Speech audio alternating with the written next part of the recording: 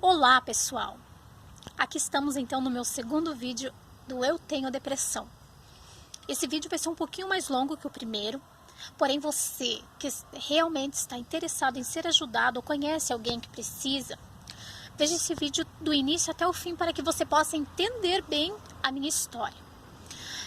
Vou tentar contar alguns detalhes desde o início para que você possa entender no contexto e nos próximos vídeos a seguir. Como eu falei, foram 9 tentativas de suicídio. Vou falar das principais, as que mais mexeram comigo.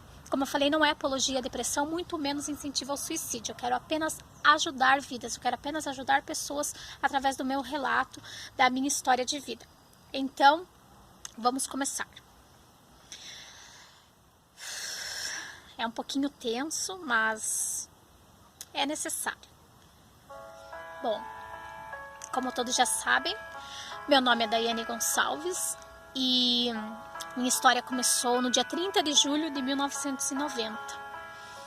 Eu nasci em casa, minha avó foi a obstetra da minha mãe que me trouxe ao mundo. Desde o meu nascimento, logo após, eu morei com a minha avó até aproximadamente meus 9, 10 anos. Como eu era? Eu era uma criança feliz, sorridente, comunicativa, eu era esperta, eu tinha uma vida quase normal, só não era tão normal assim porque a minha avó, quem me criou, era uma pessoa muito preservativa, cautelosa, e isso fazia com que ela me mantesse mais por casa. Isso fazia com que ela não deixasse eu sair muito, brincar com outras crianças. Ela tinha muito medo que o pior acontecesse comigo. Muitas vezes eu via as crianças brincando pela janela ou espiava uma frestinha que tinha na nossa casa. Mas eu tinha vontade de estar lá com as crianças. Ela só queria me proteger, eu entendo. Só que isso futuramente foi prejudicial para o meu desenvolvimento pessoal. E às vezes eu fugia da minha avó. Às vezes, quando chegava a visita, eu fugia e ia brincar na casa de alguns vizinhos. Ali eu me sentia feliz, bem, né? Convivendo com outras crianças, sendo criança. E quando eu tinha 4 anos de idade, aconteceu um fato que marcou a minha vida e marca até hoje. Que o meu pai, que já não era muito presente em casa, sofreu um acidente de trabalho. E ele veio perto da morte. Ele não morreu, graças a Deus. Porém, ele ficou tetraplégico. Não pôde mais andar até o fim da sua vida. Ele mexia apenas a cabeça e os braços. E isso fez com que minha mãe precisasse dar total atenção a ele. Foram idas e vindas aos hospitais durante anos. Quando ele estava em casa, o cuidado tinha que ser dobrado, porque ele ficou como um bebê. Enfim, e eu morava com a minha avó. E também visitava a casa dos meus pais. Só que a visita lá não era assim das mais aconchegantes, porque eu e meus irmãos mais novos brigávamos muito. Toda criança briga. Só que nessas brigas saíam frases que mais tarde, assim, me prejudicaram. Todas as crianças, quando brigam, dizem: pai e a mãe não gostam de você, você é diferente. E como eu fui criada pela minha avó, às vezes diziam: você já foi dada porque ninguém gosta de você. Mas não deixava aquilo me abater muito. Eu insistia e estava sempre lá. E ainda assim eu era uma criança feliz, apesar das brigas, idas e vindas.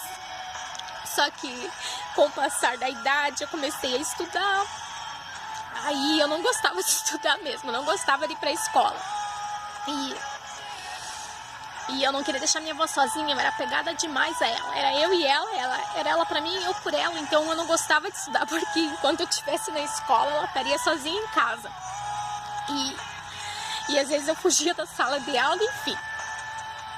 Mas teve também pontos bons de quando eu estudava. Tipo, tinha meu irmão, meus primos e os vizinhos da rua, que estudávamos todos na mesma escola.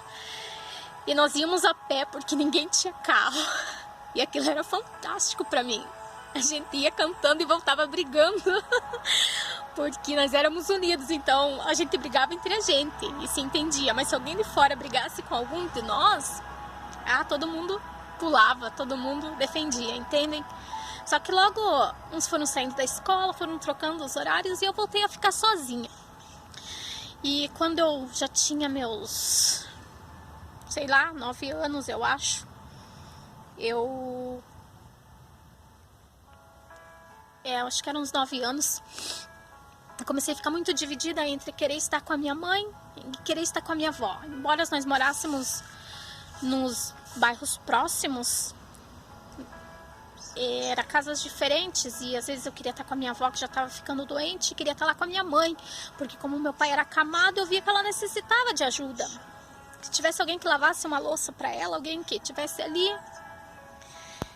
E enfim, foi uma fase muito difícil, muito confuso para minha cabeça, assim, eu ficava numa pressão psicológica, ninguém me obrigava a nada, ninguém dizia, Daiane fica aqui, Daiane fica ali, mas eu tinha assim uma mentalidade já de adulto, eu queria ajudar as pessoas, então eu queria ajudar minha avó e queria ajudar minha mãe, eu ficava dividida e aquilo foi me corroendo por dentro, até que a minha avó foi ficando mais doente e ela precisou de ir para casa dos filhos para ser cuidada, e como eu já estudava, eu não podia estar indo com ela.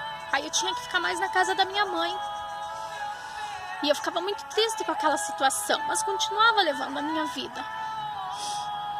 Porém, quando eu já estava nos meus 10 anos, eu acho, e aconteceu um fato que marcou minha vida quase que para sempre. Como eu falei, eu era uma criança feliz.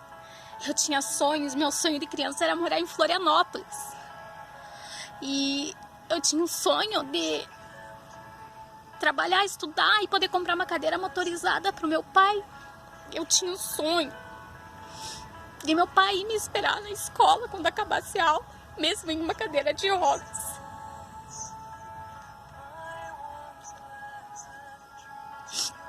Eu tinha sonho de casar. E meu pai poder entrar na igreja comigo, nem que eu tivesse que ir empurrando a cadeira dele.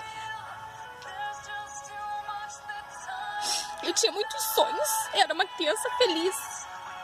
Embora muitas coisas que eu tivesse passado e sofrido, eu não deixava aquilo me abater.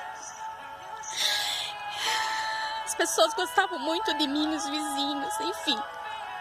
Eu era uma criança bem querida.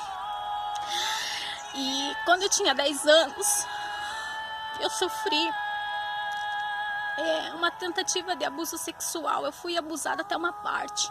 Mas graças ao meu bom Deus, que sempre teve um plano na minha vida, não deixou que aquela pessoa concretizasse seus planos. Eu creio que Deus me deu uma força maior e eu consegui sair entre os braços daquela pessoa e fugir. O pior dia da minha vida, o primeiro do pior dia da minha vida. E foi triste, porque muitas pessoas não acreditaram em mim. Aquela pessoa foi até a casa dos meus pais e disse que ela fez apenas uma brincadeira comigo. Uma brincadeira que roubou os meus sonhos. Uma brincadeira que acabou com todos os meus sonhos. Apagou o sorriso do meu rosto. Apagou minhas esperanças. E eu não tive apoio. Eu não tive compreensão. Minha nona, eu contei pra ela. Ela acreditou, ela ficou furiosa, mas nada pôde ser feito. Aquela suposta brincadeira naquele dia acabou com os sonhos de uma criança. Acabou com a felicidade, com as esperanças. E minha avó foi ficando mais doente e ela foi ficando cada vez mais distante de mim. E eu fui me tornando uma criança revoltada.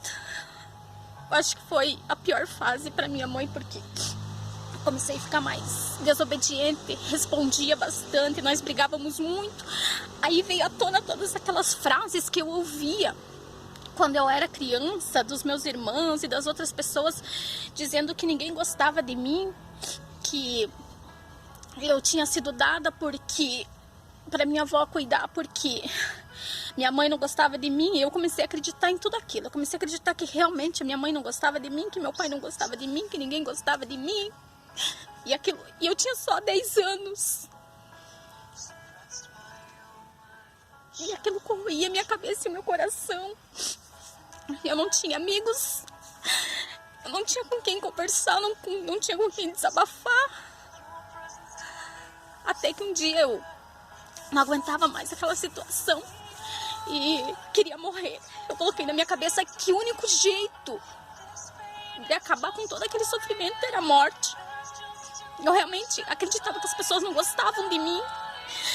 Eu achava que só minha nona gostava de mim, e por ela não estar perto de mim estava tudo acabado. E foi quando eu decidi: eu vou morrer, eu quero me matar. E tinha um guarda-roupa muito alto na casa da minha mãe. Eu sempre fui muito pequena, muito baixinha. Então, nesse dia, eu sabia que ela guardava uns remédios lá. Eu subi tão rápido, tão fácil. Eu peguei vários comprimidos que ela tomava pro problema de coração que ela tinha. E eu tomei todos que eu achei. Foram vários. Não sei dizer o que aconteceu depois, não me recordo. Só foi a primeira tentativa, em vão. Eu não consegui tirar minha vida naquele dia. Deus não deixou. Quando Deus tem um plano na nossa vida, você pode tentar o que for, quantas vezes for, 9 vezes, como eu fiz, de todas as formas possíveis. Você pode encostar teu pé na cova, mas teu corpo não descerá à sepultura, porque Deus não vai deixar. E hoje eu consigo ver, sabe? Depois que eu superei essa fase de querer morrer, eu entendi. Minha mãe me amava, meu pai também me amava, mas do jeito deles. Minha mãe é uma das mulheres mais guerreiras que eu conheço até hoje. Eu sei que uma senhora vai ver esse vídeo, vai me chamar de louca, vai chorar, vai dizer muitas coisas por que eu não falei. Mas enfim, minha mãe é a pessoa mais guerreira que eu conheço. Ela não recebeu o carinho na infância dela, então ela nunca soube transmitir isso pra gente. Ela sempre batalhou. Se ela me deixou com a minha avó, foi porque ela precisava sustentar a nossa casa. Só que eu não via isso na época, eu não entendia isso. Eu via um abandono, mas não era um abandono. Era um abrir mão. Ela precisava sustentar 5 filhos, 4 na época, depois 5. Como ela ia trabalhar e deixar todos em casa? Eu tive o privilégio da minha avó cuidar de mim. Então minha mãe foi guerreira. Eu sei como é difícil para uma mãe deixar um filho, ter que trabalhar para sustentar uma casa, não ter um relacionamento muito bom com o meu pai, no caso. Depois, meu pai sofreu um acidente, ela teve que cuidar dele durante 8 anos. Não foi fácil para ela. E cuidar dos filhos pequenos, cuidar do pai acamado, ter que estar viajando. Então, mãe, eu te amo muito. Hoje eu entendo que a senhora sempre me amou do seu jeito. E que essa senhora teve que abrir mão de mim foi porque realmente precisava. E hoje, durante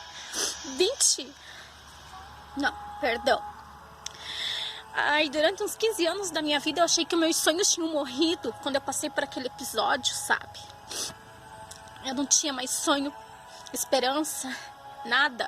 Pra mim, o que viesse, veio, o que acontecesse era lucro. Porém, eu descobri que meus sonhos não tinham morrido como eu pensei.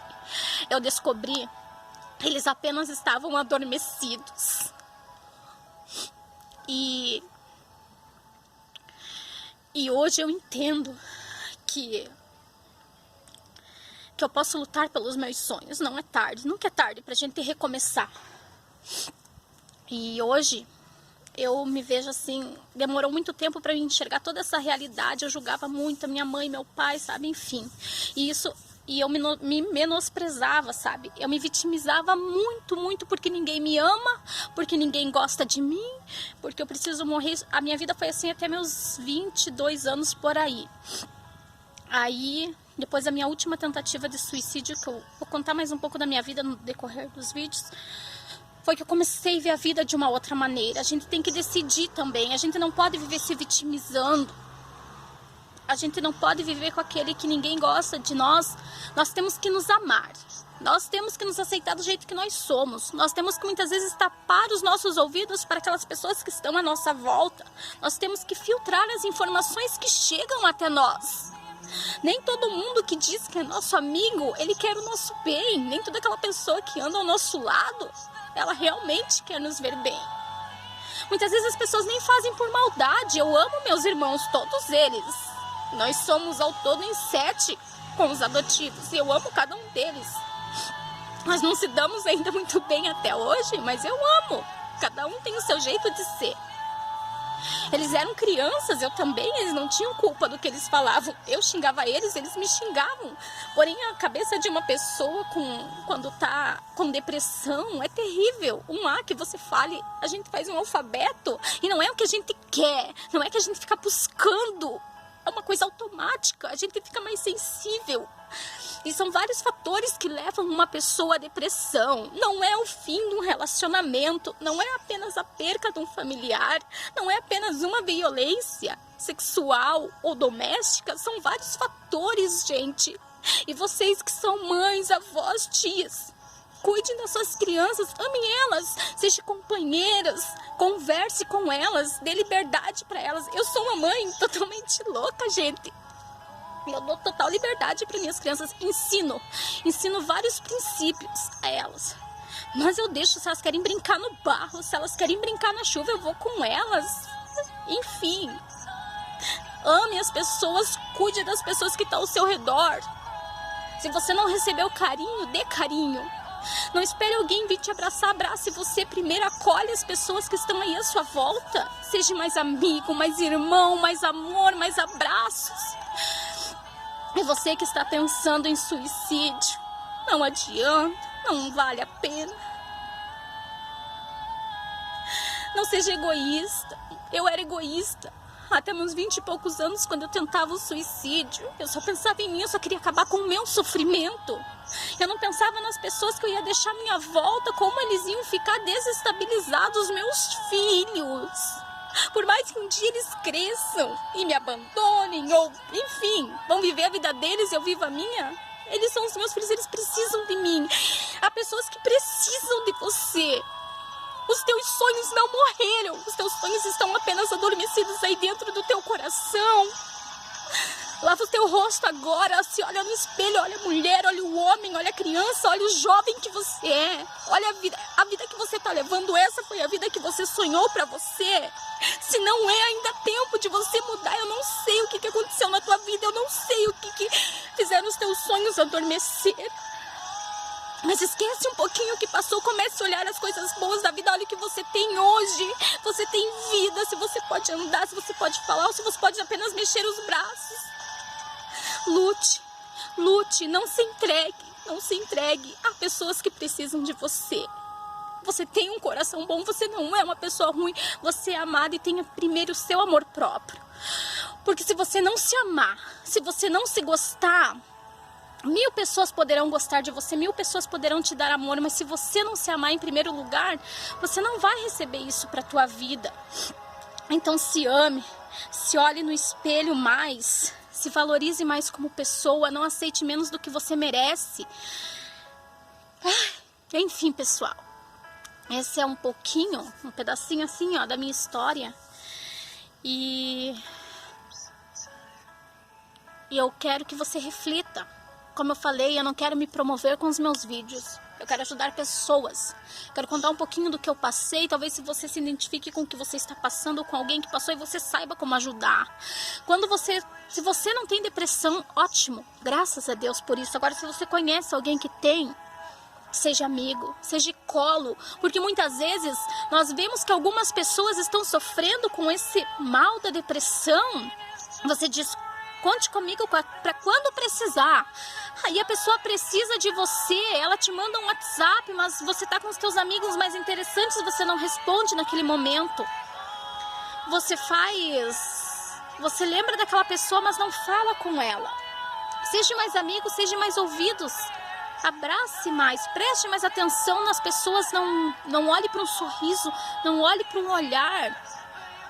A nossa boca, ela mostra o nosso sorriso, mas não mostra o nosso coração. O nosso olhar tem um brilho, mas você jamais vai saber o que se passa no interior de uma pessoa. Seja mais amigo, estenda a mão para quem precisa de você. Seja menos julgador, seja menos juiz. E mais pacífico, mais auxiliador. Assim você vai ajudar a tua vida e a vida das outras pessoas. Então, pessoal, é isso. Eu espero, assim, que, como eu falei, se com esses meus vídeos ajudar apenas uma pessoa, o meu sentimento de dever cumprido estará feito. Eu quero agradecer de coração os que já são inscritos, os que estão visualizando. Pessoal, no primeiro vídeo, que foi uma introdução, eu recebi tantas mensagens, mas tantas mensagens, eu fiquei uma tarde toda respondendo, sabe? E as pessoas me agradecendo, outras assim desabafando, e eu tô aí, pessoal. Se vocês precisarem conversar, eu tô aí. Eu quero assim de coração agradecer todos, meus parentes, meus familiares, meus amigos. Teve amigos que pediram para mandar beijo, eu não vou falar nomes porque são muitos, mas enfim, pessoal, tamo aí, vamos nos dar a mão, vamos lutar juntos pela vida, não o suicídio, e vamos ajudar pessoas com depressão a vencerem. Assim como eu venci, você vai vencer. Fiquem todos com Deus e um beijo no coração.